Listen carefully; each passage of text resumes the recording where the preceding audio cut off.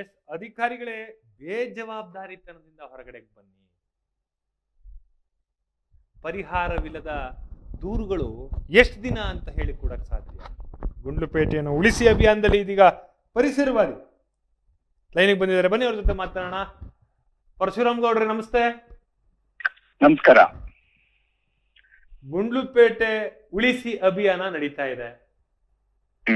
ಮೊದಲನೇ reaction sir ತಮಗೆ?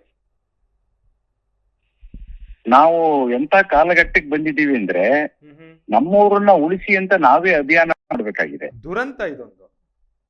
ಇದು ಬಹಳ ಬಹಳ ನೋವಿನ ಬೇಸರದ ವಿಷಯ.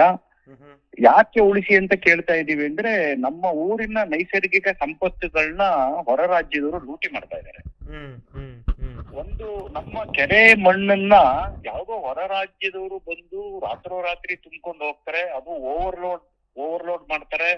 ಮತ್ತೆ ಇನ್ಯಾವುದೋ ವಾಹನಕ್ಕೆ ಗುದ್ದಿಸ್ತಾರೆ. ಆ ವಾಹನನ ಇದುವರೆಗೂ ಯಾರು ತಪಾಸಣೆನೂ ಮಾಡಿಲ್ಲ. ಏನ್ ತುಂಬಿದ್ದಾರೆ, ಎಲ್ಲಿ ತುಂಬಿದ್ದಾರೆ, ಇದನ್ನ ಯಾರು ತಗೊಂಡು ಹೋಗ್ತಾ ಇದ್ದಾರೆ ಅಂತ ಕೇಳೋರು ಇಲ್ಲ, ಹೇಳೋರು ಇಲ್ಲ ಅನ್ನೋ ಮಟ್ಟಕ್ಕೆ ಗುಂಡ್ಲುಪೇಟೆ ತಲುಪಿದೆ. ಈ ಅಧಿಕಾರಿಗಳು ಏನ್ ಮಾಡ್ತಾ ಇದ್ದಾರೆ, ಇದಕ್ಕೆ ಗ್ರಾಮ ಪಂಚಾಯತಿಯ PDO ಇದ್ದಾರೆ, ಕಂದಾಯ ಇಲಾಖೆ ಇದೆ, ಕೆರೆಗಳು ನೋಡೋದಿಕ್ಕೆ ಪ್ರತ್ಯೇಕ ಸಮಿತಿಗಳು ಅಂತ ಇರ್ತವೆ, MR ಇದ್ದಾರೆ, ಮತ್ತೆ ಜನಪ್ರತಿನಿಧಿಗಳಾಗಿ ಶಾಸಕರು ಇದ್ದಾರೆ. ಇಂಥವನ್ನೆಲ್ಲ ಅವರು ಕೂಡ ಗಮನಿಸ್ಬೇಕು. ಹೌದು ಹೌದು ಹೌದು, ಬಹಳ ನೋವಿನ ವಿಷಯ ಇದು. ಈಗಲಾದ್ರೂ ನಿಮ್ಮ ಅಭಿಯಾನ ಅವ್ರ ಕಣ್ ತೆರೆಸ್ಲಿ. ಮೇಜರ್ ಆಗಿ 1,00,000 ಚದುರ ಕಿಲೋಮೀಟರ್ನಷ್ಟು ಕಾಡಿದೆ ಸರ್. ಅಂತಹ ಕಾಡಿರುವಂತಹ ಜಾಗದ ಗುಂಡ್ಲುಪೇಟೆಯಲ್ಲಿ ಗಾಳಿಗೆ ಬರ, ಸ್ವಚ್ಛಂದವಾದಂತಹ ಗಾಳಿ ಕೊರತೆ ಆಗ್ತಾ ಇದೆ, ಹವಾಮಾನ ವೈಪರೀತ್ಯ ಆಗ್ತಾ ಇದೆ ಅಂತ ಹೇಳಿದ್ರೆ ಎಷ್ಟು ಆಘಾತಕಾರಿ ಅಲ್ವೇ? ಖಂಡಿತ. ಈಗ ನಾನು ಪರಿಸರಕ್ಕಾಗಿ ನಾವು ರಾಜ್ಯ ಸಂಘಟನೆಯ ರಾಜ್ಯ ಪ್ರಧಾನ ಕಾರ್ಯದರ್ಶಿ. ಪರಿಸರಕ್ಕಾಗಿ ನಾವು ಸಂಘಟನೆ ಮಾಡಿರೋದೇ ಪರಿಸರನ ನಾವು ಧ್ವಂಸ ಮಾಡ್ಬಿಟ್ಟಿದೀವಿ ಅನ್ನೋ ಕಾರಣಕ್ಕೆ. ನಮ್ಮ ಸ್ವಾರ್ಥಕ್ಕೆ ನಮ್ಮ ದುರಾಸೆಗೆ ನೋಡಿ ಹಿರಿಯರು ನಮ್ಮ ಪೂರ್ವಿಕರು ಕಟ್ಟಿದ ಕೆರೆಗಳನ್ನ ಮುಚ್ಬಿಟ್ಟು ಸೈಟ್ ಮಾಡ್ತಾ ಇದೀವಿ, ಮರಗಳನ್ನ ಕಡಿದು ರಸ್ತೆ ಮಾಡ್ತಾ ಇದೀವಿ. ಅವರು ನಮ್ಮ ಪೂರ್ವಿಕರುಗಳು ಯಾರು ಕಾಲೇಜ್ ಮೆಟ್ಲು ಹತ್ತದವರೆಲ್ಲ, ಡಿಗ್ರಿಗಳು ಪಡೆದವರೆಲ್ಲ. ನಾವು ಡಬಲ್ ಡಿಗ್ರಿ ಡಾಕ್ಟರೇಟ್ ತಗೊಂಡಿರೋರು ಇಷ್ಟು ಅನಾಹುತ ಮಾಡ್ತಾ ಇದೀವಿ. ಪರಿಸರ ಉಳಿದ್ರೆ ನಾವು ಉಳಿತೀವಿ ಅನ್ನೋ ಅರಿವು ನಮಗ್ ಬರ್ಬೇಕಾಗಿದೆ. ಅದು ಬಂದಿಲ್ಲ, ದುರಂತ. ಈಗ ಎಲ್ಲಾ ಕಡೆ 38, 40, ಉತ್ತರ ಕರ್ನಾಟಕದಲ್ಲಿ 42, 43 ಡಿಗ್ರಿ ಟೆಂಪರೇಚರ್ ಹೋಗ್ತಾ ಇದೆ. ಮೈಸೂರಲ್ಲಿ 32, 33, 34, 35, 33 ಅಲ್ಲ, 37, 38, 36, 37, 38. ಹೌದು, 38, 37, 38, 39 ಟಚ್ ಆಗಿತ್ತು ಒಂದ್ ದಿವಸ, 38 ಟಚ್ ಆಗಿತ್ತು ಒಂದ್ ದಿವಸ. ಕರೆಕ್ಟ್.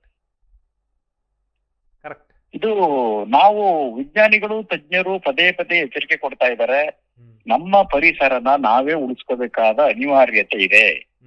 ಭ್ರಷ್ಟ ರಾಜಕಾರಣಿಗಳು, ಭ್ರಷ್ಟ ಅಧಿಕಾರಿಗಳು ಪರಿಸರನ ಧ್ವಂಸ ಮಾಡ್ತಾರೆ, ಅವರು ಉಳಿಸೋದಿಲ್ಲ. ನಾವು ತುಂಬಾ ಜನರನ್ನ ಕೇಳ್ತಾ ಇದೀವಿ, ನೀವು ನಿಮ್ ಮಕ್ಕಳಿಗೆ ಆಸ್ತಿ, ಚಿನ್ನ, ಸೈಟು ಮಾಡಿಟ್ರೆ ಸಾಕ?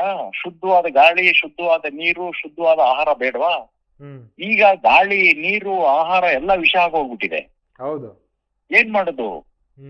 ನಾವು ಇದನ್ನು ಉಳಿಸ್ಬೇಕಾದ್ರೆ ನಾವೆಲ್ಲರೂ ನಮ್ಮದು ಕೆಲಸ ಅನ್ಕೊಂಡು ನಮ್ಮ ದಿನನಿತ್ಯದ ಬದುಕಿನ ಜೊತೆಗೆ ಪರಿಸರ ಉಳಿಸೋದು ಕೂಡ ನಮ್ ಕರ್ತವ್ಯ ಅಂತ ನಾವು ತಿಳ್ಕೊಂಡು ಮಾಡ್ಬೇಕಾಗಿದೆ.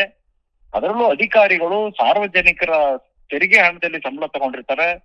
ಅವರು ಪರಿಸರ ರಕ್ಷಣೆಯ ಜವಾಬ್ದಾರಿನ ಹೊರಬೇಕು. ಮುಂದಿನ ದಿನಗಳಲ್ಲಿ ನಾವು ಅಲ್ಲಿ ಪರಿಸರಕ್ಕಾಗಿ ನಾವು ಅಲ್ಲಿ ರಸ್ತೆ ವಿಸ್ತರಣೆ ಸಂದರ್ಭದಲ್ಲಿ 2 ಬಾರಿ ಮರಗಳನ್ನ ಕಡಿಯೋದನ್ನ ಬಂದು ತಪ್ಪಿಸಿದೀವಿ. ಒಂದು ಮುರಾರ್ಜಿ ಶಾಲೆ, ಅಬ್ದುಲ್ ಕಲಾಂ ಶಾಲೆಯಲ್ಲಿ ಬೃಹತ್ ಆಲದ ಮರಗಳನ್ನ ಕಡಿದು ಕಟ್ಟಡ ಕಟ್ಟಬೇಕು ಅಂತಿದ್ದಾಗ ನಾವುಗಳೇ ಅಲ್ಲಿ ಬಂದು ಆ ಮರಗಳನ್ನ ಉಳಿಸಿರೋದು. ಇನ್ನೊಂದ್ಸಾರಿ ರಸ್ತೆ ಗುಂಡ್ಲುಪೇಟೆ ಪಕ್ಕ ಮರಗಳನ್ನ ಕಡಿದು ರಸ್ತೆ ವಿಸ್ತೀರ್ಣ ಮಾಡ್ತೀವಿ, ಅದು ಅಪಘಾತ ವಲಯ ಅಂತ ಹೇಳಿದ್ರು. ಅದಕ್ಕೂ ಬಂದು ನಾವು ಅವರಿಗೆ ಮನವಿ ಮಾಡಿ ಇದನ್ನ ಮರಗಳನ್ನ ಕಡಿಯೋದು ಬಿಟ್ಟು ಬೇರೆ ಪರ್ಯಾಯ ಹುಡುಕಿ ಅಂತ ಹೇಳಿ ಅವರಿಗೆ ನಾವು ಮನವಿ ಮಾಡಿದೀವಿ. ಈಗ ಇದೇ ರೀತಿ ಈ ಕಳ್ಳಸಾಗಾಣಿಕೆಯಲ್ಲಿ ನೈಸರ್ಗಿಕ ಸಂಪತ್ತು ಲೂಟಿ ಮಾಡೋದಾದ್ರೆ ನಾವು ಮೈಸೂರಿನ ಪರಿಸರ ಸಂಘಟನೆಗಳು ನಾವು ಅಲ್ಲಿ ಬರ್ತೀವಿ, ಅಧಿಕಾರಿಗಳನ್ನ ನಾವು ಕೇಳ್ತೀವಿ, ಅವ್ರನ್ನ ಗೆರವು ಕೂಡ ಮಾಡ್ಬೇಕಾದಂತ ಸಂದರ್ಭ ಬರ್ಬೋದು. ಯಾವಾಗ ಸರ್? ಇದು ಮುಂದುವರಿತದ ಏನು ನೋಡೋಣ.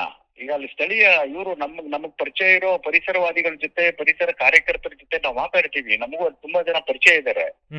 ಅವರೆಲ್ಲರನ್ನು ಒಗ್ಗೂಡಿಸಿ ಈ ತರದ ಅಕ್ರಮ ಚಟುವಟಿಕೆಗಳು ನಿಲ್ತವೋ ಇಲ್ವೋ ನೀವು ಒಂದು ಮನವಿ ಕೊಡಿ ಅಂತ ಹೇಳ್ತೀವಿ. ಖಂಡಿತ ಈ ಕೆಲಸ ಪರಿಸರವಾದಿಯಾಗಿರುವಂತಹ ಪರಶುರಾಮ್ ಗೌಡ್ರ ಕಡೆಯಿಂದ ಆಗ್ಲೇಬೇಕು. ಇದು ನಿಮ್ ಕರ್ತವ್ಯನೂ ಇದೆ ಸರ್, ನಮ್ ಕರ್ತವ್ಯ ಇದೆ, ಹಾಗಾಗಿ ನಿಮ್ಮನ್ನ ಕೇಳ್ಕೊತಾ ಇದೀವಿ.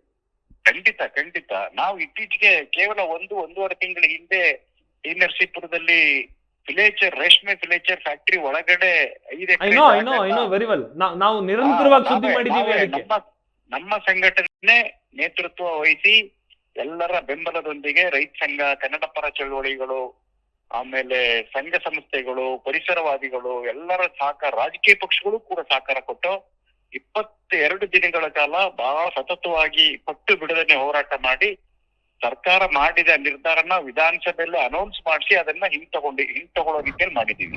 ಗ್ರೇಟ್. ಗುಂಡ್ಲುಪೇಟೆ ಉಳಿಸಿ ಅಭಿಯಾನದಲ್ಲಿ ಪರಶುರಾಮ್ ಅವರು ಏನ್ ಮಾಡ್ತಾರೆ, ಪರಶುರಾಮೇಗೌಡರು ಅನ್ನುವಂಥದ್ದನ್ನ ಇಡೀ ಗುಂಡ್ಲುಪೇಟೆ ಮತ್ತು ರಾಜ್ಯದ ಜನ ನೋಡ್ತಾ ಇದ್ದಾರೆ. Let it be see sir. Thank you. Okay.